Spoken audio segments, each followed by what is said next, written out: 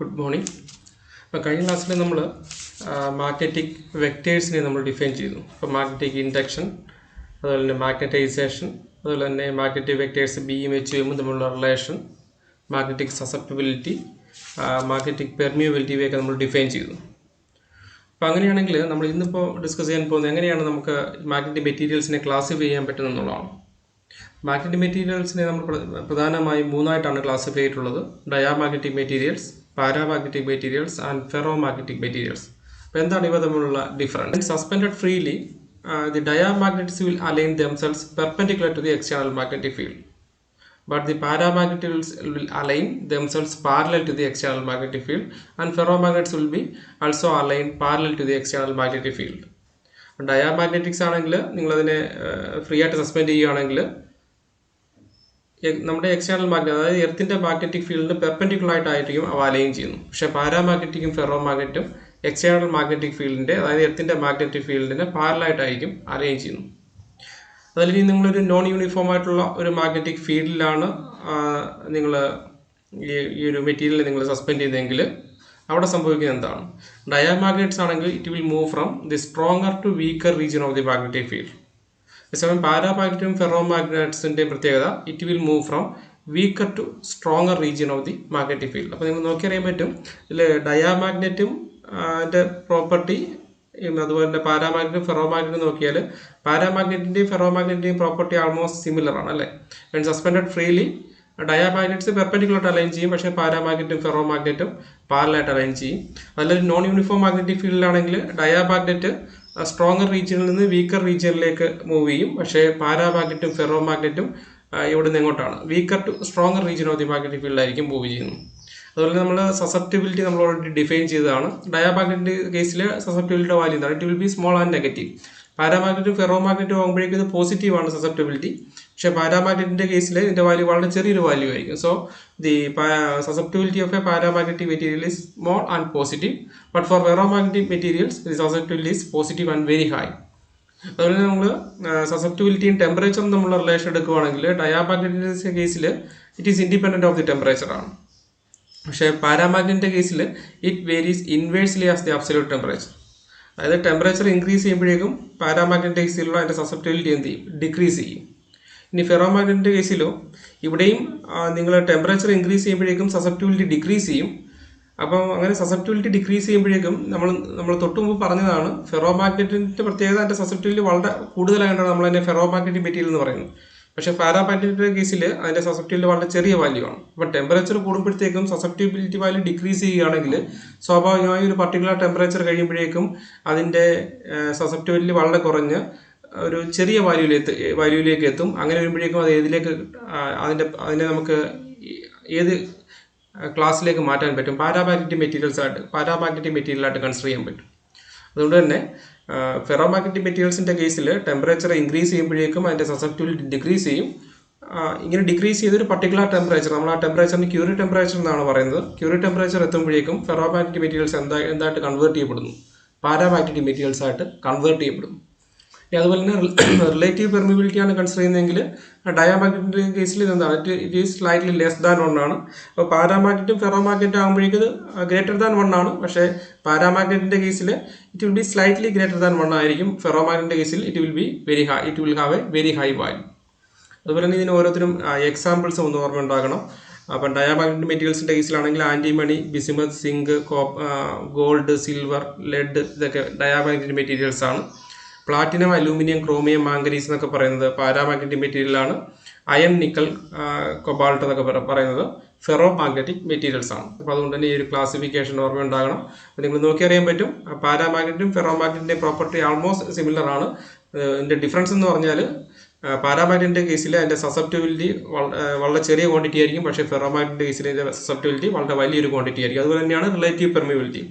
പാരാമാഗ്നറ്റിന് it will be slightly greater than 1, but for ferromagnet it will have a very high value. അതുപോലെ തന്നെ temperature increase ചെയ്യുമ്പോഴേക്കും പാരാമാഗ്നറ്റിൻ്റെയും ഫെറോമാഗ്നറ്റിൻ്റെയും കേസിൽ അതിൻ്റെ susceptibility decrease ചെയ്യും. അതുകൊണ്ട് തന്നെ ഫെറോമാഗ്നറ്റിക് മെറ്റീരിയൽസിൻ്റെ കേസിൽ നിങ്ങൾ ടെമ്പറേച്ചർ ഇൻക്രീസ് ചെയ്യുകയാണെങ്കിൽ അതിൻ്റെ സസെപ്റ്റിബിലിറ്റി ഡിക്രീസ് ചെയ്യുകയും ഒരു പർട്ടിക്കുലർ ടെമ്പറേച്ചർ, അതായത് ക്യൂറി ടെമ്പറേച്ചർ എത്തുമ്പോഴേക്കും അത് ഇതിലേക്ക് കൺവേർട്ട് ചെയ്യപ്പെടുകയും ചെയ്യും. പാരാമാഗ്നറ്റിക് മെറ്റീരിയലിലേക്ക് കൺവേർട്ട് ചെയ്യപ്പെടുകയും ചെയ്യും. അപ്പോൾ 3 തരത്തിലുള്ള മാഗ്നറ്റിക് മെറ്റീരിയൽസിനെ നമ്മൾ പരിചയപ്പെട്ടു കഴിഞ്ഞു. Diamagnetic, paramagnetic and ferromagnetic. ഇനി അടുത്ത 2 ടൈപ്പ് മെറ്റീരിയൽസിലൂടെ നമുക്ക് പരിചയപ്പെടാം, anti ferro magnets and ferri magnets.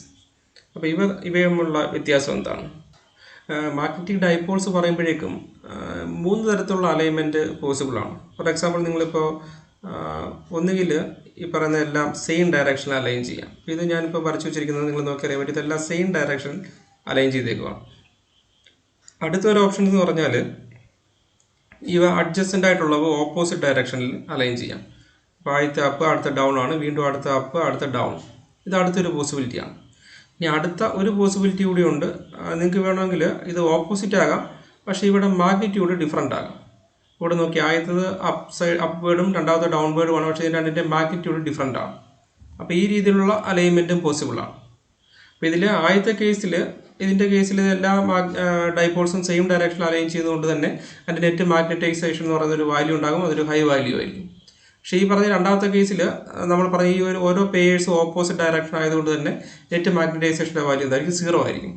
ഇവിടെ വരുമ്പോഴത്തേക്കും ഇത് ഓപ്പോസിറ്റ്ലി അലൈൻഡ് ആണ്, പക്ഷേ മാഗ്നിറ്റ്യൂഡ് സെയിം അല്ലാത്തതുകൊണ്ട് തന്നെ ഇതിൽ നെറ്റ് മാഗ്നറ്റൈസേഷൻ ഉണ്ടാകും, പക്ഷേ അതിൻ്റെ വാല്യൂ വളരെ ചെറുതായിരിക്കും. അപ്പോൾ അങ്ങനെയാണെങ്കിൽ ആൻറ്റി ഫെറോ മാഗ്നറ്റ്സ് എന്ന് പറയുന്നത്, in anti ferro magnetic materials the dipoles have equal moments but adjacent dipoles point in opposite directions. നമ്മൾ ഈ പറഞ്ഞ കേസാണ് ആൻറ്റി ഫെറോ മാഗ്നറ്റിക്സിൻ്റെ കേസിലുള്ള നമ്മൾ കൺസിഡർ ചെയ്യേണ്ടി വരുന്നത്. അതായത് അഡ്ജസന്റ് ഡൈപോൾസിൻ്റെ അതിന് ഈക്വലും ഓപ്പോസിറ്റുമാണ് മാഗ്നറ്റിക് മൊമെന്റ്സ്. അപ്പോൾ അതുകൊണ്ട് തന്നെ നെറ്റ് മാഗ്നറ്റൈസേഷൻ എന്തായിരിക്കും? 0 ആയിരിക്കും. അത്തരം മെറ്റീരിയൽസിനെയാണ് നമ്മൾ ആൻറ്റി ഫെറോ മാഗ്നറ്റിക് മെറ്റീരിയൽസ് എന്ന് പറയുന്നത്. അപ്പോൾ ഇവിടെയും പ്രത്യേകത, നിങ്ങൾ ഈ ഒരു മെറ്റീരിയൽസിനെ ഹീറ്റ് ചെയ്യുകയാണെങ്കിൽ when heated above a critical temperature called Neel temperature these materials become paramagnetic. പിന്നെ എക്സാമ്പിൾ ക്രോമിയം, മാംഗനീസ് ഓക്സൈഡും ഒക്കെ ആൻറ്റി ഫെറോ മാഗ്നറ്റിക് മെറ്റീരിയൽസ് ആണ്. അപ്പോൾ ഇനി അടുത്ത കേസ് എന്ന് പറഞ്ഞാൽ നമ്മൾ ഈ പറഞ്ഞ കേസാണ് അല്ലേ, അതായത് ഇത് ഓപ്പോസിറ്റ് ആണ്, പക്ഷേ ഇതിൻ്റെ മാഗ്നിറ്റ്യൂഡ് ഡിഫറൻ്റ് ആണ്, അതുകൊണ്ട് ഒരു ചെറിയ മാഗ്നറ്റൈസേഷൻ ഉണ്ടാകും. അപ്പോൾ അത്തരം മെറ്റീരിയൽസിനെയാണ് ഫെറി മാഗ്നറ്റിക് മെറ്റീരിയൽസ് അല്ലെങ്കിൽ ഫെറൈറ്റ്സ് എന്ന് പറയുന്നത്. In ferrimagnetic materials, the magnetic moments of adjacent ions are anti-parallel and of unequal strength. This result in a net magnetization which lies in between ferromagnetism and antiferromagnetism. അപ്പോൾ നമ്മൾ എല്ലാം same ഡയറക്ഷനിലാണ് align ചെയ്യുന്നതെങ്കിൽ നമ്മൾ അത്തരം മെറ്റീരിയൽസിനെയാണ് നമ്മൾ ferromagnetic materials എന്ന് പറയുന്നത്. അതല്ല, ഓപ്പോസിറ്റ് അഡ്ജസ്റ്റൻ്റ് ആയിട്ടുള്ളവ ഓപ്പോസിറ്റ്, ഓരോ പേയേഴ്സിലും പെയർ വൈസ് നിങ്ങൾ ഓപ്പോസിറ്റ് ആണെങ്കിൽ നെറ്റ് മാഗ്നറ്റൈസേഷൻ 0 ആണ്. അതിനെ നമ്മൾ എന്ത് പറയുന്നു? ആൻറ്റി ഫെറോമാഗ്നറ്റിക് മെറ്റീരിയൽസ് എന്ന് പറയുന്നു. അപ്പോൾ ഈ പറയുന്ന ഫെറി മാഗ്നറ്റിക് മെറ്റീരിയൽസിൻ്റെ കേസിൽ അപ്പോൾ സ്വാഭാവികമായിട്ടും ഇതിൻ്റെ മാഗ്നറ്റൈസേഷൻ്റെ സ്ട്രെങ്ത് ഇതിന് രണ്ടിനും ഇൻ ബിറ്റ്വീൻ ആയിരിക്കും അല്ലേ. അതാണ് ഇവിടെ നമ്മൾ പറഞ്ഞിരിക്കുന്നത്. This results in a net magnetization which lies in between ferromagnetism and anti ferromagnetism. അപ്പോൾ ഇവിടെയും when heated above a critical temperature these materials become paramagnetic. അപ്പോൾ MnO Fe2O3 അല്ലെങ്കിൽ NiO Fe2O3 ഒക്കെ ഇതിന് എക്സാമ്പിൾസ് ആണ്. അപ്പോൾ 5 തരത്തിലുള്ള മാഗ്നറ്റിക് മെറ്റീരിയൽസിനെ നമ്മൾ പരിചയപ്പെട്ട് കഴിഞ്ഞു. Diamagnetic materials, paramagnetic materials, ferro magnetic materials, anti ferro magnetic materials and ferri magnetic material or ferrites. ഇനി നമ്മൾ പറയുമ്പോൾ എന്തുകൊണ്ടായിരിക്കും ഈ മെറ്റീരിയൽസിൻ്റെയൊക്കെ മാഗ്നറ്റിക് പ്രോപ്പർട്ടീസ് ഡിഫറൻ്റ് ആണ്. അപ്പോൾ നമുക്ക് എങ്ങനെയാണ് ഇതിൻ്റെ മാഗ്നറ്റിക് പ്രോപ്പർട്ടീസിനെ നമുക്ക് എക്സ്പ്ലെയിൻ ചെയ്യാൻ പറ്റുന്നത്? Magnetic, diamagnetic and ferromagnetic behaviour of the substance can be explained in terms of electron theory of matter. അപ്പോൾ നമുക്കറിയാം, ഇലക്ട്രോൺസ് എന്ന് പറയുന്നത് നിങ്ങളൊരു ആറ്റം കൺസിഡർ ചെയ്യുമ്പോഴേക്കും അതിൽ ന്യൂക്ലിയസ് ഉണ്ട്, അതിൽ ചുറ്റും പല ഓർബിറ്റ്സ് ഉണ്ട്. അപ്പോൾ ഈ ഓർബിറ്റിൽസിലൂടെ ഇലക്ട്രോൺസ് ന്യൂക്ലിയസിന് ചുറ്റും കറങ്ങിക്കൊണ്ടിരിക്കുകയാണ്. അപ്പോൾ ഇലക്ട്രോൺസ് എന്ന് പറയുന്നത് ചാർജ്ഡ് പാർട്ടിക്കിളാണ്. അപ്പോൾ അതുകൊണ്ട് തന്നെ ഒരു മൂവിങ് ചാർജ് എന്ന് പറയുമ്പോഴേക്കും നമുക്ക് മൂവിങ് ചാർജിനെയാണ് നമ്മൾ കറണ്ട് എന്ന് പറയുന്നത് അല്ലേ. അപ്പോൾ അതുകൊണ്ട് so we can consider each moving electron as A tiny current loop. അങ്ങനെയുള്ള ഓരോ കറണ്ട് ലൂപ്പുമായി അസോസിയേറ്റ് ചെയ്ത് നമുക്കൊരു മാഗ്നറ്റിക് ഫീൽഡ് നമുക്ക് പറയാൻ കഴിയും. അപ്പോൾ അതുകൊണ്ട് ഇത് ഓരോരുത്തരുമായിട്ട് അസോസിയേറ്റ് നമുക്കൊരു മാഗ്നറ്റിക് മൊമെൻറ്റ് നമുക്ക് ഡിഫൈൻ ചെയ്യാം. അപ്പോൾ അങ്ങനെയാണെങ്കിൽ ഈ പറയുന്ന ഇലക്ട്രോൺസ്, അതായത് ഓർബിറ്റിലൂടെ മൂവ് ചെയ്യുന്ന ഇലക്ട്രോൺസ് ടൈനി കറണ്ട് ലൂപ്പായിട്ട് നമുക്ക് കൺസിഡർ ചെയ്യാം. അപ്പോൾ ആ ഓർബിറ്റൽ മോഷൻ മൂലം അതുകൊണ്ട് തന്നെ എന്തുണ്ടാകും? ഒരു മാഗ്നറ്റിക് മൊമെൻ്റ് ഉണ്ടാകും. അതിനെ നമ്മൾ ഓർബിറ്റൽ മാഗ്നറ്റിക് ഡൈപോൾ മൊമെൻ്റ് എന്ന് പറയുന്നു. ഇതേപോലെ തന്നെയാണ് ഇലക്ട്രോണിന് ഓർബിറ്റൽ മോഷൻ മാത്രമല്ല, അതുപോലെ എല്ലാ ഇലക്ട്രോണിനും ഒരു സ്പിൻ വാല്യൂ ഉണ്ട്. അപ്പോൾ അതുകൊണ്ട് തന്നെ ആ സ്പിൻ, ആ ഇലക്ട്രോണിന്റെ സ്പിൻ എന്ന് പറയുന്ന പ്രോപ്പർട്ടി കാരണവും അതിനൊരു മാഗ്നറ്റിക് മൊമെന്റ് ഉണ്ടാകും. അതിനെ നമ്മൾ സ്പിൻ മാഗ്നറ്റിക് ഡൈപോൾ മൊമെന്റ് എന്ന് പറയുന്നു. അപ്പോൾ അതുകൊണ്ട് തന്നെ നിങ്ങൾ ഒരു ഇലക്ട്രോൺ, ഒരു ആറ്റത്തിലെ ഒരു ഇലക്ട്രോൺ നിങ്ങൾ കൺസിഡർ ചെയ്യുവാണെങ്കിൽ അതിൽ ഓർബിറ്റൽ മോഷനും ഉണ്ട്, അതുപോലെ തന്നെ സ്പിന്നും ഉണ്ട്. ഓർബിറ്റൽ മോഷനുമായി അസോസിയേറ്റ് ചെയ്ത് നമുക്കൊരു ഓർബിറ്റൽ മാഗ്നറ്റിക് ഡൈപോൾ മൊമെന്റ് പറയാം. സ്പിന്നുമായി അസോസിയേറ്റ് ചെയ്ത് നമുക്കൊരു സ്പിൻ മാഗ്നറ്റിക് ഡൈപോൾ മൊമെന്റ് പറയാം. അങ്ങനെ വരുമ്പോഴേക്കും നമ്മുടെ ടോട്ടൽ മാഗ്നറ്റിക് ഡൈപോൾ മൊമെന്റ് എന്ന് പറയുന്നത് എന്തായിരിക്കും? ഇതിന്റെ രണ്ടിന്റെയും കൂടെ ഒരു വെക്റ്റർ സം ആയിരിക്കും നമ്മുടെ ടോട്ടൽ മാഗ്നറ്റിക് ഡൈപോൾ മൊമെന്റ് എന്ന് പറയുന്നത്. അങ്ങനെയാണെങ്കിൽ നമുക്കിനി ഡയാമാഗ്നറ്റിസവും പാരാമാഗ്നറ്റിസവും അതുപോലെ തന്നെ ഫെറോ മാഗ്നറ്റിസവും ഈ ഒരു ഇലക്ട്രോൺ തിയറി വെച്ചിട്ട് എങ്ങനെ എക്സ്പ്ലെയിൻ ചെയ്യാമെന്ന് നോക്കാം. ആദ്യമായിട്ട് നമുക്ക് ഡയാമാഗ്നറ്റിസത്തിലേക്ക് വരാം. അപ്പോൾ ഈ ഡയാമാഗ്നറ്റിക് മെറ്റീരിയൽസിന്റെ പ്രത്യേകത, ഇത്തരം മെറ്റീരിയൽസിൽ ഇവിടെയുള്ള ആറ്റംസിന്റെ ഇലക്ട്രോൺസ്, നമ്പർ ഓഫ് ഇലക്ട്രോൺസ് എന്ന് പറയുന്നത് ഈവൻ നമ്പർ ആയിരിക്കും. അതായത് 2, 4, 6, 8 ഈ രീതിയിലുള്ള ഈവൻ നമ്പേർഡ് ഇലക്ട്രോൺസ് ആയിരിക്കും ഇത്തരത്തിൽ ഇങ്ങനെയുള്ള ഡയാമാഗ്നറ്റിക് മെറ്റീരിയൽസിലെ ന്യൂക്ലിയസിൽ ഉണ്ടാവുക. അപ്പം അങ്ങനെ വരുമ്പോഴത്തേക്കും ഈവൻ നമ്പേഴ്സ് ആയതുകൊണ്ട് നമുക്ക് വേണമെങ്കിൽ ഇലക്ട്രോൺസിനെ നമുക്ക് പേഴ്സ് ആക്കാൻ പറ്റും. അപ്പോൾ അങ്ങനെ വരുമ്പോഴത്തേക്കും ഇതിലെ ഓരോ പേഴ്സിന്റെയും പ്രത്യേകത, it will have the orbital and spin motions in opposite sense. അപ്പോൾ അങ്ങനെയാണെങ്കിൽ നെറ്റ് മാഗ്നറ്റിക് ഡൈപോൾ മൊമെന്റ് എന്തായിരിക്കും? 0 ആയി പോകും. അപ്പോൾ ഇവിടെ നിങ്ങൾ ആറ്റത്തിന്റെ പ്രത്യേകത, ഇവിടെ ഇലക്ട്രോൺസിന്റെ എണ്ണം ഈവൻ നമ്പേഴ്സ് ആയിരിക്കും. അങ്ങനെയുള്ള ഈവൻ നമ്പേഴ്സ് ആയതുകൊണ്ട് തന്നെ നിങ്ങൾക്ക് ഈ ഇലക്ട്രോൺസിന്റെ കുറേ പെയേഴ്സ് ആയിട്ട് നിങ്ങൾക്ക് ഡിവൈഡ് ചെയ്യാൻ കഴിയും. അങ്ങനെയുള്ള ഓരോ പെയറിന്റെയും പ്രത്യേകത, ഈ ഓരോ പെയറിലും ഉള്ള ഇലക്ട്രോൺസിന്റെ ഓർബിറ്റൽ മോഷനും സ്പിൻ മോഷനും ഓപ്പോസിറ്റ് ആയിരിക്കും. അതുകൊണ്ട് തന്നെ അതിന്റെ നെറ്റ് മാഗ്നറ്റിക് ഡൈപോൾ മൊമെന്റ് എന്താകും? 0 ആകും. പക്ഷെ ഒരു എക്സ്റ്റേണൽ മാഗ്നറ്റിക് ഫീൽഡിൽ നിങ്ങൾ അപ്ലൈ ചെയ്യുമ്പോഴേക്കും ഇതിന് ചെറിയ വ്യത്യാസങ്ങൾ ഉണ്ടാകുന്നു. ഒരു എക്സ്റ്റേണൽ മാഗ്നറ്റിക് ഫീൽഡ് അപ്ലൈ ചെയ്യുമ്പോഴേക്കും വരുന്ന ചേഞ്ച് എന്ന് പറയുന്നത്, the electron moving in a direction so as to produce magnetic field the same direction. നമ്മൾ പറഞ്ഞു ഇലക്ട്രോൺ എന്ന് പറയുന്നത് ചാർജ്ഡ് പാർട്ടിക്കിളാണ്. അത് മൂവ് ചെയ്യുമ്പോഴേക്കും നിങ്ങൾക്ക് അതിന് ടൈനി കറണ്ട് ലൂപ്പായിട്ട് കൺസിഡർ ചെയ്യാം. അപ്പോൾ അങ്ങനെയുള്ള ഒരു കറണ്ട് ലൂപ്പ് എന്ന് പറയുമ്പോൾ സ്വാഭാവികമായിട്ടും അതുമായിട്ട് അസോസിയേറ്റ് ചെയ്ത് നമുക്കൊരു മാഗ്നറ്റിക് ഫീൽഡ് പ്രൊഡ്യൂസ് ചെയ്യപ്പെടുന്നുണ്ടല്ലേ. അപ്പോൾ ഓരോ ഇലക്ട്രോണും മൂവ് ചെയ്യുമ്പോഴേക്കും ഒരു മാഗ്നറ്റിക് ഫീൽഡ് പ്രൊഡ്യൂസ് ചെയ്യുന്നുണ്ട്. അപ്പോൾ ഇവിടുത്തെ പ്രത്യേകത, ഇത് electron moving in a direction so as to produce a magnetic field the same direction as the external field will be slowed down. അതല്ല, നിങ്ങളുടെ ഇലക്ട്രോണിന്റെ പ്രൊഡ്യൂസ് ചെയ്യുന്ന മാഗ്നറ്റിക് ഫീൽഡ് എക്സ്റ്റേണൽ മാഗ്നറ്റിക് ഫീൽഡിന്റെ ഓപ്പോസിറ്റ് ഡയറക്ഷൻ ആണെങ്കിൽ അത്തരത്തിലുള്ള ഇലക്ട്രോൺസ് എന്ത് ചെയ്യും? Accelerate ചെയ്യപ്പെടും. അപ്പം ഈ രണ്ട് ഫിനോമിനൻസ് ആണ് ഇവിടെ നടക്കുന്നത്. അതായത് നിങ്ങളൊരു എക്സ്റ്റേണൽ മാഗ്നറ്റിക് ഫീൽഡ് അപ്ലൈ ചെയ്യുമ്പോഴേക്കും നമ്മൾ നേരത്തെ കുറേ പേഴ്സ് പറഞ്ഞു. അപ്പോൾ അതിൽ ഒരു ഇലക്ട്രോൺ പ്രൊഡ്യൂസ് ചെയ്യപ്പെടുന്ന മാഗ്നറ്റിക് ഫീൽഡ് എന്ന് പറഞ്ഞാൽ എക്സ്റ്റേണൽ മാഗ്നറ്റിക് ഫീൽഡിന്റെ സെയിം ഡയറക്ഷൻ ആകാം. അടുത്തൊരെണ്ണം പ്രൊഡ്യൂസ് ചെയ്യുന്നത് എക്സ്റ്റേണൽ മാഗ്നറ്റിക് ഫീൽഡിന്റെ ഓപ്പോസിറ്റ് ഡയറക്ഷൻ ആകാം. അപ്പോൾ സെയിം ഡയറക്ഷനുള്ള ഫീൽഡാണ് പ്രൊഡ്യൂസ് ചെയ്യപ്പെടുന്നതെങ്കിൽ അത്തരം ഇലക്ട്രോൺസിന്റെ മൂവ്മെന്റ്, അതിന്റെ വെലോസിറ്റി ഡിക്രീസ് ചെയ്യുന്നു. പക്ഷേ അതല്ല, നിങ്ങളുടെ ഇലക്ട്രോൺ പ്രൊഡ്യൂസ് ചെയ്യപ്പെടുന്ന മാഗ്നറ്റിക് ഫീൽഡ് എക്സ്റ്റേണൽ ഫീൽഡിന് ഓപ്പോസിറ്റ് ആണെങ്കിൽ അത്തരത്തിലുള്ള ഇലക്ട്രോൺസ് എന്ത് ചെയ്യപ്പെടുന്നു? ആക്സിലറേറ്റ് ചെയ്യപ്പെടുന്നു. അപ്പോൾ സ്വാഭാവികമായിട്ടും ഇതിന്റെ രണ്ടിന്റെ മാഗ്നറ്റിക് മൊമെന്റ് തമ്മിൽ ഒരു ചെറിയ വ്യത്യാസം ഉണ്ടാകും. അപ്പോൾ അതുകൊണ്ട് ഇനി ഇത് എന്താവത്തില്ല, ഇനി ഇത് ക്യാൻസൽഡ് ആവത്തില്ല. അപ്പം എക്സ്റ്റേണൽ മാഗ്നറ്റിക് ഫീൽഡ് ഇല്ലായിരുന്നെങ്കിൽ ഇത് രണ്ടും നമ്മൾ പറഞ്ഞു, ഈ ഓർബിറ്റൽ സ്പിൻ മോഷൻസ് ഓപ്പോസിറ്റ് ആയതുകൊണ്ട് അതിന്റെ നെറ്റ് മാഗ്നറ്റിക് മൊമെന്റ് 0 ആയിപ്പോയി. പക്ഷേ എക്സ്റ്റേണൽ മാഗ്നറ്റിക് ഫീൽഡ് കൊടുക്കുമ്പോഴേക്കും ഇവ തമ്മിലുള്ള മാഗ്നറ്റിക് മൊമെന്റ് വാല്യൂയിൽ ചെറിയ വേരിയേഷൻസ് ഉണ്ടാകുന്നു. അപ്പോൾ അതുകൊണ്ട് തന്നെ the electron pair and hence the atom acquire an effective magnetic dipole moment which is opposite to the applied field. അപ്പോൾ ഇവിടെ ഇത് ഇമ്പോർട്ടൻ്റ് ആണ്. നമ്മൾ ഈ ഒരു പ്രൊഡ്യൂസ് ചെയ്യപ്പെടുന്ന മാഗ്നറ്റിക് ഡൈപോൾ മൊമെന്റ് പ്രത്യേകത, it acquire an effective magnetic dipole moment which is opposite to the applied field. So for a diamagnetic material, M is opposite to H, and here the susceptibility of the diamagnetic substance is negative and very small. The next is paramagnetism. So diamagnetic materials നമ്മൾ പറഞ്ഞപ്പോഴേക്കും അവിടെ ആറ്റംസിലുള്ള electrons എന്ന് പറയുന്നത് even numbers ആണ്. അപ്പോൾ അത് നമ്മൾ പല purse consider ചെയ്തു. അവിടെ ഓർബിറ്റൽ സ്പിൻ മോഷന്റെ കോൺട്രിബ്യൂഷൻ ഓപ്പോസിറ്റ് ആണ്, അത് ക്യാൻസൽ ചെയ്തു. പക്ഷേ ഇനി പാരാമാഗ്നറ്റിക് മെറ്റീരിയൽസിലേക്ക് വരുമ്പോഴേക്കും ഇവിടെ നമ്മൾ പറയുന്ന magnetic moments due to orbiting and spinning of the electrons do not cancel out. അതുകൊണ്ട് തന്നെ എന്തായിരിക്കും, ഇവിടെ നമ്മളുടെ ഓർബിറ്റലിന്റെ സ്പിൻ കോൺട്രിബ്യൂഷൻ ക്യാൻസൽ ചെയ്യാത്തതുകൊണ്ട് തന്നെ നെറ്റ് മാഗ്നറ്റിക് മൊമെന്റ് ഉണ്ടാകും. ഏതിന്റെ കേസിൽ? പാരാമാഗ്നറ്റിക് മെറ്റീരിയൽസിന്റെ കേസിൽ. When placed in an external magnetic field, it will turn and line up in the direction of the field and the material possesses a net dipole moment. ഇതിനൊരു net magnetic moment ഉണ്ട്. അത് മാത്രമല്ല, നിങ്ങളൊരു external magnetic field apply ചെയ്യുമ്പോഴേക്കും ഈ magnetic മൊമെൻറ്റുകൾ, ഈ ഡൈപോളുകൾ എല്ലാം എന്താകും, നിങ്ങളുടെ എക്സ്റ്റേണൽ ഫീൽഡിൻ്റെ ഡയറക്ഷനിൽ അത് അലൈൻ ചെയ്യും. അതിൻ്റെ ഫലമായിട്ട് നിങ്ങളുടെ നെറ്റ് മാഗ്നറ്റൈസേഷൻ്റെ വാല്യൂ ഇൻക്രീസ് ചെയ്യും. So here the M and B are in the same direction and the susceptibility, magnetic susceptibility is positive. അപ്പോൾ ഇവിടെ നിങ്ങൾ ഈ ഒരു മെറ്റീരിയലിനെ ഹീറ്റ് ചെയ്യുമ്പോഴത്തേക്ക് എന്ത് സംഭവിക്കും? അപ്പോൾ നിങ്ങൾ എക്സ്റ്റേണൽ മാഗ്നറ്റിക് ഫീൽഡ് കൊടുക്കുമ്പോഴേക്കും ഇതെല്ലാം എക്സ്റ്റേണൽ മാഗ്നറ്റിക് ഫീൽഡിൻ്റെ ഡയറക്ഷനിൽ അലൈൻ ചെയ്യുന്നതുകൊണ്ടാണ് അതിൻ്റെ ഒരു നെറ്റ് ഡൈപോൾ മൊമെൻ്റ് ഉണ്ടായത്. അതിൻ്റെ വാല്യൂ സസെപ്റ്റിബിലിറ്റി പോസിറ്റീവായത്. പക്ഷെ നിങ്ങൾ ഹീറ്റ് ചെയ്യുമ്പോഴേക്കും ഈ ഒരു തെർമൽ അജിറ്റേഷൻ കാരണം ഈ അലൈൻമെൻറ്റ് എന്ത് ചെയ്യാം, നഷ്ടപ്പെടാം. അപ്പോൾ അങ്ങനെ വരുമ്പോഴേക്കും ഇതിൻ്റെ സസെപ്റ്റിബിലിറ്റി എന്ത് ചെയ്യും, താഴേക്ക് വരാം. അതുകൊണ്ട് തന്നെ as A result the magnetisation decreases as the temperature increases. അതുകൊണ്ടാണ് നമ്മൾ പാരാമാഗ്നറ്റിക് മെറ്റീരിയൽസിൻ്റെ കേസിൽ ടെമ്പറേച്ചർ ഇൻക്രീസ് ചെയ്യുമ്പോഴേക്കും ഇതിൻ്റെ വാല്യൂ ഡിക്രീസ് ചെയ്യുമെന്ന് നമ്മൾ പറഞ്ഞത്. ദി മാഗ്നറ്റൈസേഷൻ്റെ വാല്യൂ ഡിക്രീസ് ചെയ്യുന്നു. അപ്പോൾ അതിൻ്റെ കാരണം ഈ ഒരു അലൈൻമെൻറ്റ് നഷ്ടപ്പെടുന്നതുകൊണ്ടാണ്. അപ്പോൾ ഈ ഒരു അലൈൻമെൻറ്റ് കാരണമാണ് നെറ്റ് മാഗ്നറ്റൈസേഷൻ വരുന്നത്.